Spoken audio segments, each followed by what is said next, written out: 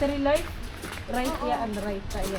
Ang nakalang ganda sa Samsung. iPhone, madali malubat ba? Oo, kaya nga yung iPhone ko pag nagla-live ako, isang oras lubot na.